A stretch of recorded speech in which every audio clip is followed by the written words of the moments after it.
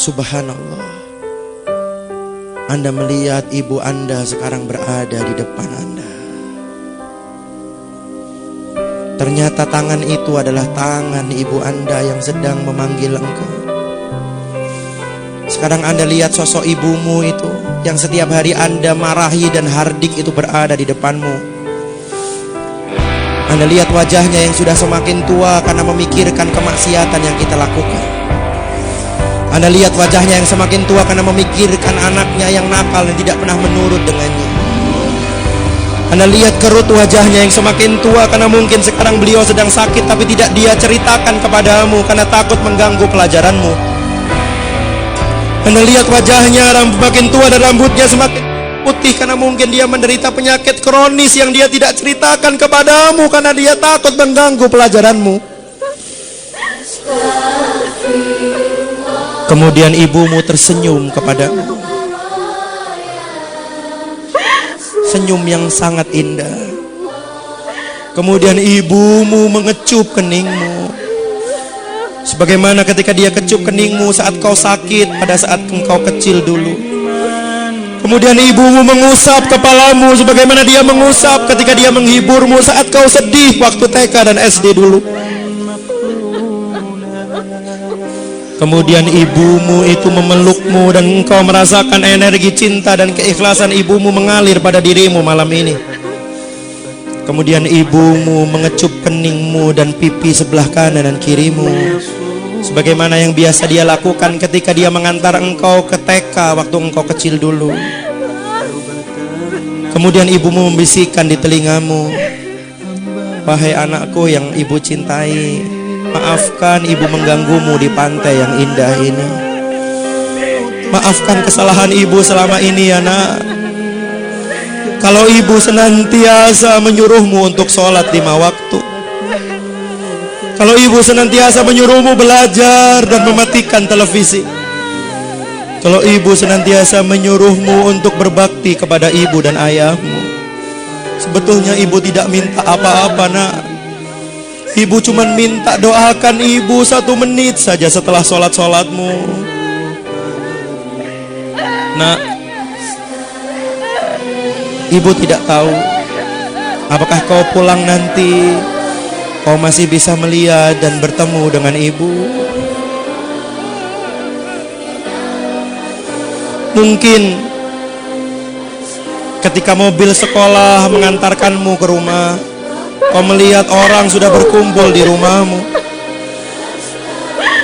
Dan ketika kau masuk ke dalam rumahmu, kau sudah melihat ibumu ditutupi oleh kain. Ketika kau raba, wajah ibu telah dingin. Ketika kau raba, nadi ibu sudah tidak berdetak. Seandainya itu yang terjadi, wahai ibu, wahai anakku, maafkan ibumu ini. Maafkan. Jikalau ketika kecil dulu ibu sering memarahimu. Terus terang nak, sejak dulu ibu ingin beli baju baru, tapi selalu aku tahan supaya engkau bisa beli baju baru, supaya kau tidak malu dengan kawanmu. Ibu ingin beli daster dan sandal baru, tapi selalu ibu tahan supaya engkau bisa beli sepatu baru, supaya kau tidak malu dengan kawanmu. Seandainya ibu tidak bisa menemuimu lagi, ibu titip ayahmu nak. Temani dia. Gantikan ibu untuk memasakkan masakan kesukaannya. Lihatlah baju ibu ayahmu. Bahkan ketika kau bangun tidur siang di sore hari, ayahmu belum pulang, bukan? Bahkan ketika kau habis sholat asar, engkau akan belajar, ayahmu mungkin belum pulang. Dan ketika dia pulang, kau masih melihat bajunya basah karena keringat untuk membesarkan dan menyekolahkanmu. Temani ayahmu nak. Berbaktilah kepadanya, karena hanya dialah satu-satunya kunci surga yang bisa engkau masuk.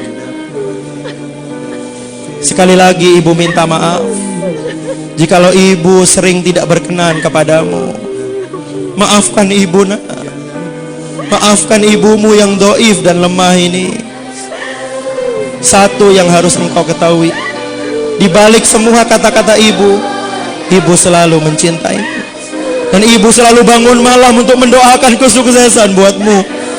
Walaupun kamu tertidur nyenyak di kamarmu. Kemudian ibumu melepaskan pelukannya. Dan dia meninggalkan kamu. Dia melambaikan tangan kepadamu. Dan saat itu kau bersimpuh di pantai itu. Ibumu telah hilang di pandanganmu, dan entah apakah kau masih bisa melihat wajah ibumu lagi. Rabbi firli wali walidayya warhamhuma kama rabbayani shaghira. Ya Allah, maafkan dosa hamba. Maafkan dosa orang tua hamba. Sayangi mereka seperti mereka menyayangi saat aku kecil dulu. Lindungi mereka saat mereka melindungiku, dengan menjadikan tubuhnya menjadi selimut, seakan-akan tidak rela satu nyamuk pun menyentuhku. Sayangi mereka saat mereka menemaniku di rumah sakit, ya Allah. Sayangi mereka sebagaimana mereka mengantarkanku mendaftar SMA, mengantarkanku di pintu rumah setiap hari, memasakkan aku nasi goreng kesukaanku. Padahal dia belum sarapan untuk mengisi perutnya, tapi dia antarkan aku di pinggir rumah, di pintu rumah, dan dia selalu mendoakan kebaikan kepadaku. Sayangi mereka, ya Allah. Seandainya Kau masih berikan aku kesempatan untuk membahagiakan mereka, ya Allah, aku ingin sekali mengajaknya bertawaf di Baitullah. Aku ingin sekali mengajaknya dan menggandeng tangannya untuk sa'i antara Safa dan Marwah, untuk berdoa di Raudhah di Masjid Nabawi dengan uang hasil keringatku sendiri, ya Allah. Ingin sekali aku memberikan hadiah ulang tahun untuk mengajaknya naik haji, ya Allah.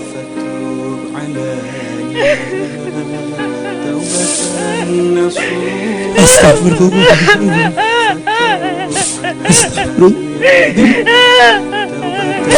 Astagfirullahaladzim.